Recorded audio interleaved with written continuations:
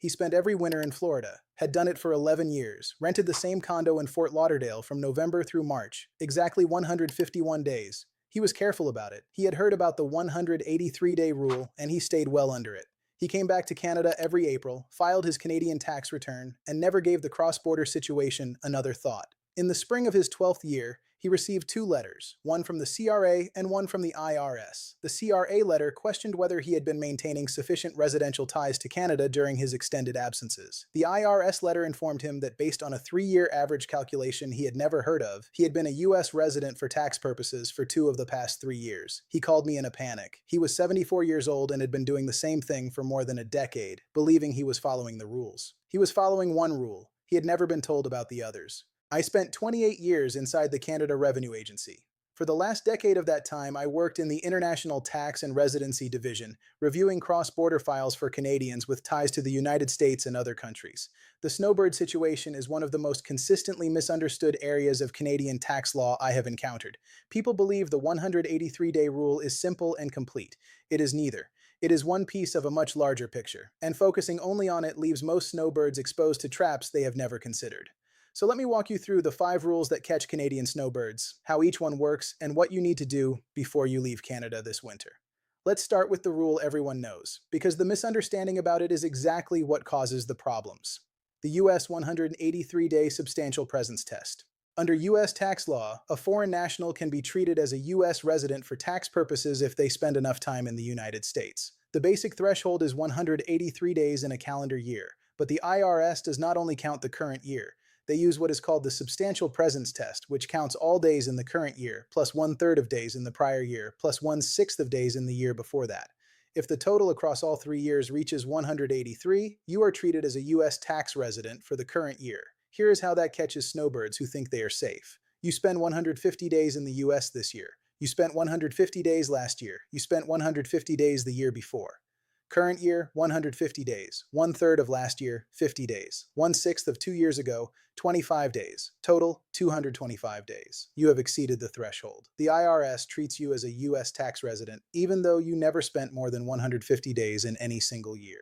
If you spent 150 days per year consistently, you cross the substantial presence threshold by the 3rd year without ever realizing it. And once you're classified as a U.S. tax resident, the consequences are significant. You may be required to file a U.S. tax return. You may be required to report your worldwide income to the IRS. And you may owe U.S. tax on income that you already paid Canadian tax on. The treaty between Canada and the U.S. provides some protection. There is a tiebreaker provision in the Canada-U.S. Tax Convention that allows you to argue you are a Canadian resident for treaty purposes, which generally overrides the U.S. classification. But claiming the tiebreaker requires filing a U.S. tax return, specifically a 1040 NR with Form 8840, the Closer Connection Exception Statement. If you do not file this form, you have no protection from the IRS classification, even if you would have won the tiebreaker argument. Most Canadian snowbirds who hit the substantial presence threshold have never filed Form 8840. They never knew it existed. The man I described at the start had spent 151 days per year for 11 years. By year 3, his 3-year rolling total was well above 183.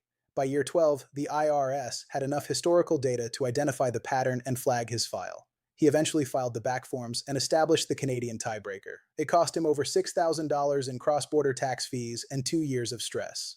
It was entirely avoidable if someone had explained the 3-year calculation before his second winter in Florida.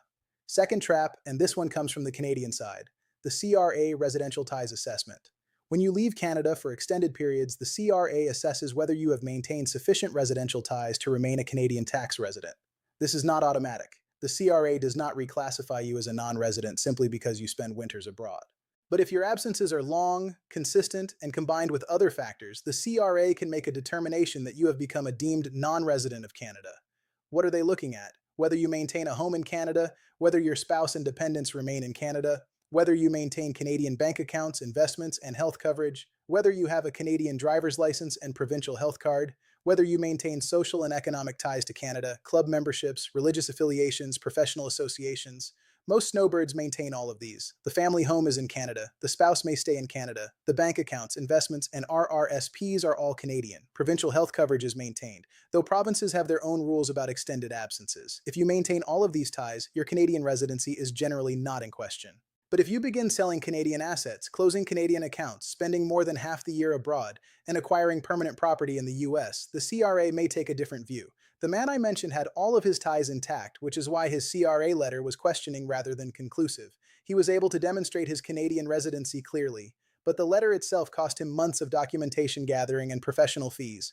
Third trap: benefit clawbacks triggered by extended US presence. Your Canadian government benefits, OAS, GIS, provincial health premiums, are generally not affected by spending winters abroad if you remain a Canadian resident. But there are thresholds. For provincial health coverage, most provinces require you to be physically present in the province for a minimum number of days per year. Ontario requires 153 days. BC requires 6 months. If you exceed the allowable absence, you can lose provincial health coverage. That leaves you uninsured in Canada, potentially mid-year, which is when most people discover the problem. For OAS, your benefit is generally not affected by time spent abroad as long as you remain a Canadian resident. But if the CRA makes a residency determination, even temporarily, your OAS can be interrupted. GIS has additional complications. If you are receiving GIS and you spend time in the US with income sources that create US tax obligations, those income amounts may interact with your GIS calculation in ways that reduce your benefit. Most GIS recipients who travel do not have US income, but for those who do, the interaction is worth understanding. Fourth trap: deemed disposition on departure.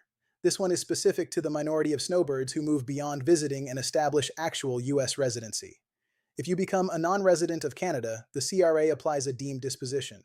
On the day you leave Canada as a permanent or long-term resident, you are treated as if you sold all of your capital property at fair market value. Every stock, every mutual fund, every piece of real estate that is not your principal residence. The capital gains on that deemed sale are taxable in Canada in the year you leave. This is not relevant to the typical snowbird who maintains their Canadian residency, but it catches people who decide after a few winters that they want to live in Florida permanently and go through the process of establishing US residency without understanding what leaving Canadian residency triggers. I reviewed a file during my time at CRA where a retired couple sold their Canadian home, bought a property in Arizona, and filed a Canadian departure return thinking they were simply updating their tax situation. Their non-registered investment account had grown significantly over 30 years. The deemed disposition on departure triggered a capital gain of $410,000. The Canadian tax on that gain was just over $100,000. They had no idea this would happen. They thought they were simply moving their tax filing to the US.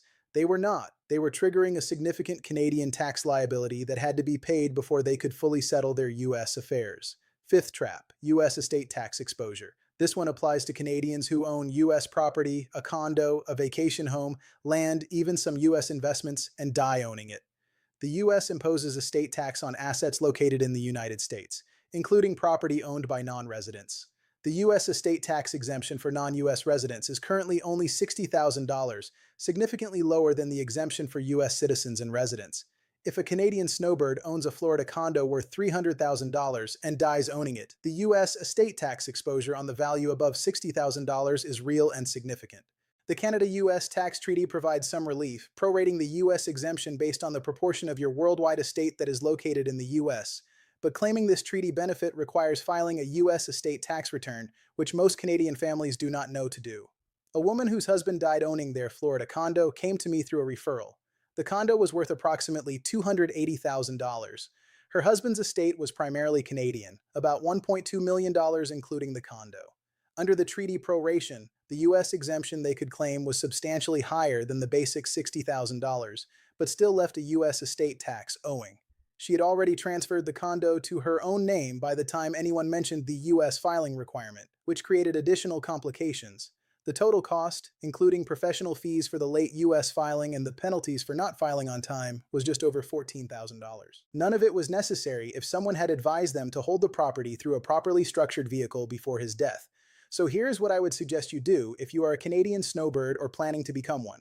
First, calculate your 3-year rolling day count. Count the days you spent in the US in each of the past 3 years. Apply the substantial presence formula. Current year plus 1/3 of last year plus 1/6 of the year before. If you are at or above 183, you should be filing Form 884, with the IRS this year. If you have never filed it and your rolling count has been above 183 for prior years, talk to a cross-border tax specialist about your filing obligations. Second, if you have not already done so, document your Canadian residential ties in writing. A simple list of your Canadian home, your Canadian accounts, your provincial health card, your driver's license, your club memberships, your community connections.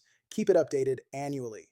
If the CRA ever questions your residency, this documentation is your first line of defense.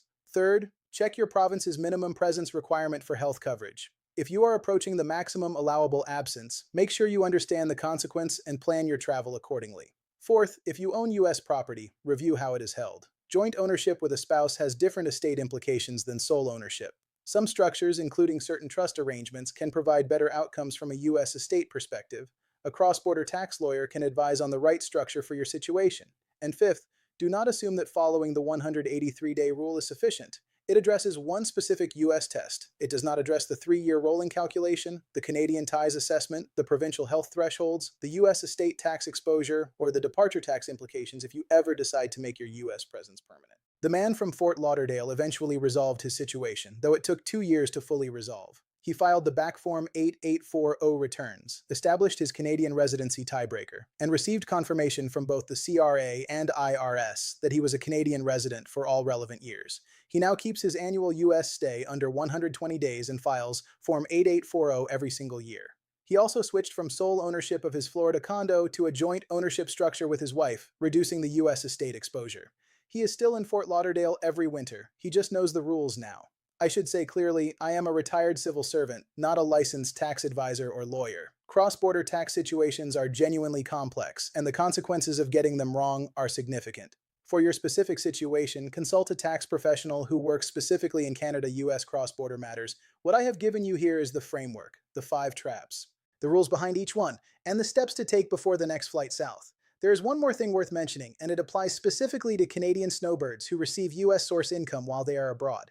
If you own U.S. investments, receive U.S. rental income, or have any other U.S. source income, that income is subject to U.S. withholding tax. Canada and the U.S. have a tax treaty that limits withholding rates on certain types of income for Canadian residents, generally 15% on dividends and 0% on interest. But to receive the reduced treaty rates, your U.S. financial institutions need to have your Canadian residency documentation on file. Many Canadians who have held U.S. investments for years have never confirmed their Canadian residency status with their U.S. broker or financial institution. If the institution does not have current documentation, they may be withholding at the higher non-treaty rate of 30% on dividends instead of the treaty rate of 15%. That extra 15% is recoverable through the U.S. tax filing process, but only if you file the return and make the claim. Most people who are overwithheld on U.S. investments never recover it because they never know it happened. A quick call to your U.S. financial institution to confirm your Canadian residency is on file can save hundreds annually. The form is a W-8BEN, 1-page, certifying your foreign status and treaty eligibility. Do it before you leave and every time you open a new U.S. account. It is not. The full picture is more complex, the consequences are real, and the solutions are straightforward once you understand what questions to ask and who to ask them to ensure your peace of mind under the Florida sun.